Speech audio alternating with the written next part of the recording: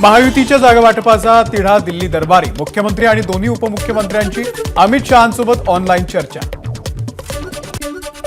भाजपच्या केंद्रीय निवडणूक समितीच्या बैठकीपूर्वी महायुतीचा जागा वाटपाचा फॉर्म्युला ठरण्याची शक्यता.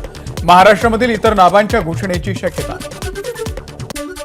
महायुतीच्या प्रमुख नेत्यांची वर्षा बंगल्यावरती बैठक. आज दिल्लीवारी होण्याची शक्यता. अमित शहा यांना भेटून महायुतीमधील उमेदवार फायनल करणार.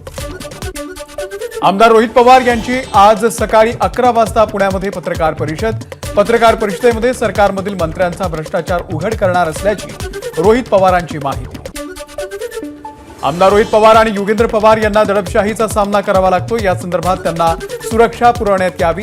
सुप्रिया सुळे यांचं पोलीस अधीक्षकांना पत्र.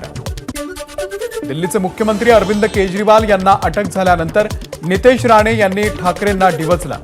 मफलरवाला आतमध्ये गेला, लवकरच गळ्यात पट्टा असलेला देखील आतमध्ये जाईल. नितेश राणेंची फेसबुक पोस्ट. पुणे असो की माढा, आपण कधीच निवडणूक लढवणार नाही, शरद पवार यांनी पुन्हा एकदा केलं स्पष्ट. विजय शिवतारेंना समज देऊनही पक्षविरोधी भूमिका घेतल्यानं शिंदे गटाकडून शिस्तभंगाची कारवाई. सूत्रांची माहिती. विजय शिवतारे बारामतीमधून निवडणूक लढवण्यावरती ठाम. आज पुण्यात येऊन उपचार घेऊन उद्या बारामती लोकसभा मतदारसंघाचा भाग असलेल्या इंदापूरमध्ये करणार दौरा. नागपूर लोकसभा मतदारसंघासाठी नितीन गडकरी यांची उमेदवारी जाहीर होताच कामाला जोरदार सुरुवात. केंद्रीय मंत्री नितीन गडकरी यांचे मुख्य निवडणूक प्रचार कार्यालय सज्ज. उद्या कार्यालयाचं उद्घाटन. विजय वडेट्टीवार यांना उमेदवारी देण्याच्या चर्चेवरून चंद्रपूरमध्ये धानोरकर समर्थक नाराज. प्रतिभा धानोरकरांना उमेदवारी द्या, समर्थकांचा आग्रह. वडेट्टीवारांसाठी काम करणार नाही, प्रतिभा धानोरकर समर्थकांचा इशारा. मागच्या 10 वर्षांपासून विद्यमान खासदार हरवले आहेत. मालेगावमध्ये लागले भाजपचे उमेदवार. डॉक्टर सुभाष भामरे यांच्या विरोधात बॅनर. भामरे यांच्या धुळे लोकसभा उमेदवारीला मालेगावमधून विरोध. नगर दक्षिण लोकसभा मतदारसंघामध्ये महाविकास आघाडीकडे उमेदवारीचा पेच कायम. निलेश लंके यांच्या पत्नी राणी लंके यांच्या उमेदवारीसाठी आग्रही असल्याची चर्चा. तांत्रिक अडचणीमुळे आमदार निलेश लंके निवडणुकीपासून दूर राहण्याच्या प्रयत्नात.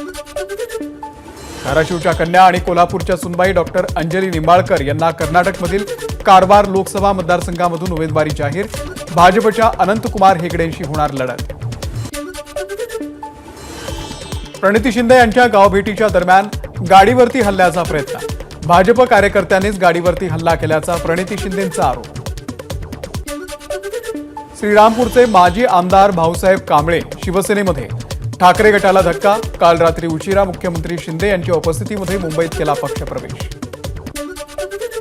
बारामतीमध्ये आज शरद पवार यांच्या उपस्थितीत स्वाभिमानी व्यापारी मेळावा. स्वाभिमानी व्यापारी संघटनेकडून मेळाव्याचं आयोजन.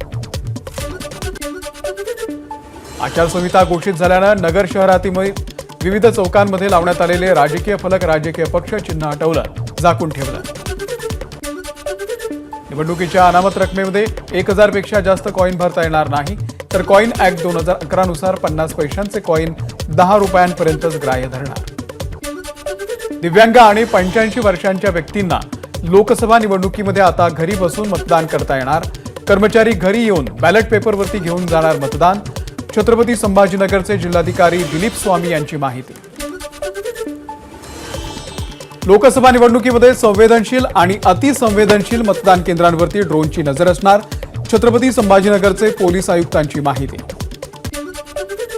हिंगोलीमध्ये आचारसंहिता काळामध्ये तुतारी वादक कलाकारांवरती संक्रांत. तुतारी वाजवणारा माणूस राजकीय पक्षाचं चिन्ह असल्यानं व्यवसायावरती परिणाम. 10वीच्या विज्ञान भाग 1 विषयाच्या पेपरमध्ये संदिग्ध प्रश्नांच्या दोन्ही उत्तरांना गुण दिले जाणार. शिक्षक आमदार कपिल पाटील यांनी उपस्थित केलेल्या प्रश्नांवरती बोर्डाकडून दखल घेत शिक्षकांना सूचना. मुंबईमधल्या घरांच्या विक्रीतून म्हाडा मालामाल. अवघ्या 5 महिन्यात 1400 कोटींचा महसूल जमा. गेल्या 2 दिवसांपासून मुंबईमधील उष्मा कायम. आज कमाल तापमान आणखी वाढण्याची शक्यता. होळीच्या निमित्तानं कोकणाकडे जाणाऱ्या सर्व रेल्वे गाड्यांचं आरक्षण फुल. त्यामुळे इतर प्रवाशांनी धरली बसची वाट. 20 ते 25 मार्चच्या दरम्यान 173 बस आरक्षित. बर्फीवाला पुलाचं पाडकाम टळलं. विजेटीआयचा अहवाल सादर. अंधेरी पूर्व आणि पश्चिमेला जोडणारा गोपाळकृष्ण गोखले पूल आणि सीडी बर्फीवाला पूल यातील दरी साधण्यावरती मिळाला तोडगा. बर्फीवाला पूल न पाडता त्याला स्लॅब उंचावण्याची तांत्रिक अहवालामध्ये शिफारस. अकोला जिल्ह्यामधील बार्शी टाकळी तालुक्यातल्या तिवसा गावामध्ये ट्रक आणि कारची समोरासमोर धडक. दोन्ही वाहनांना लागली आग. आगीमध्ये दोन्ही वाहनं जळून खाक. चंद्रपूरमध्ये पोलीस अधीक्षकांची अवैध रेती चोरीवरती धाड. धाडीमध्ये 1.5 कोटींचा मुद्देमाल जप्त.